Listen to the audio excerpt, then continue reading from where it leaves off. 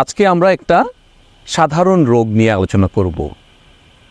কাঁধের যে জয়েন্ট আছে বা শোল্ডার জয়েন্ট আছে তা যদি ব্যথা করে বা নাড়াতে অসুবিধা হয় তাকে আমরা বলি ফ্রোজেন শোল্ডার।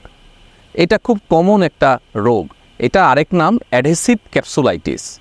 এটা ফ্রোজেন শোল্ডার নামেই মানুষজন বেশি জানে এবং এটা কমনলি একটু বয়স্ক মানুষজনের হয়ে থাকে এবং দেখা যাচ্ছে যে এটা 40 বা 45 বছর পরে কোনো মানুষের যাদের ডায়াবেটিস থাকে বা কারো দীর্ঘদিন হাইপারটেনশন রোগে ভুগছেন অথবা দেখা যাচ্ছে তার শরীরে অন্যান্য রোগ আছে, অনেক সময় কিডনির রোগ থাকে এবং অন্য সিস্টেমিক কিছু রোগ থাকে এবং অনেকে আছে যে সামান্য কাঁধের সেই জয়েন্টে ব্যথা পেয়েছেন কিন্তু ব্যথাটা খুব বেশি ব্যথা না, সেই আঘাতের কথা বলছেন, তখন কাঁধের এই জয়েন্টে বা শোল্ডার জয়েন্টে ব্যথা হয়।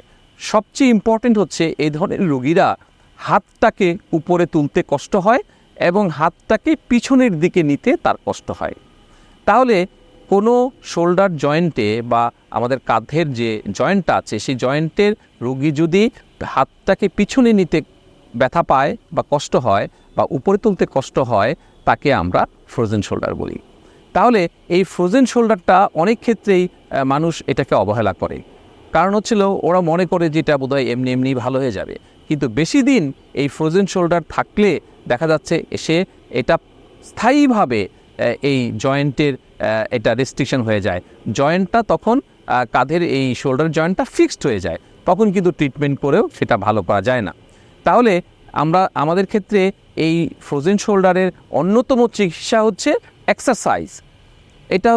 এটা যে ফিজিওথেরাপিস্টের কাছে বা ফিজিওথেরাপি সেন্টারে গিয়ে এটা ব্যায়াম করতে হবে সেটা না। আমরা খুব সামান্যভাবে বলি যে এটা দেয়ালের সামনে গিয়ে হাত দুটোকে উপরের দিকে তুলে দুই পাশে যদি হাতটাকে সাঁতারের মতো ভঙ্গি করে নামিয়ে আনা যায় এবং এটা বারবার করা হয় 10 থেকে 15 বার, সকালে, দুপুরে, রাতে, তাহলেই কিন্তু ঠিক হয়ে যায়।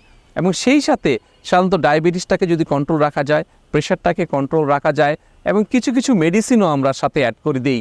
সাধারণত ওইখানে যে আমাদের কার্টিলেজ বা তরুণাস্থি একটু ক্ষয় হয় বা ওইটার ভিতরে যেটা ফ্লুইড থাকে সেটা যখন কমে যায় তখনই তো মেনলি এটা হয়, তখন কিছু কিছু কার্টিলেজ ফর্মিং বা তরুণাস্থি ফর্মিং কিছু মেডিসিন আছে সেগুলো দেওয়া হয়, কিছু সামান্য পেইন কিলার দেওয়া হয়। ম্যাক্সিমাম সময় পেইন কিলার এখানে আমরা দেই না।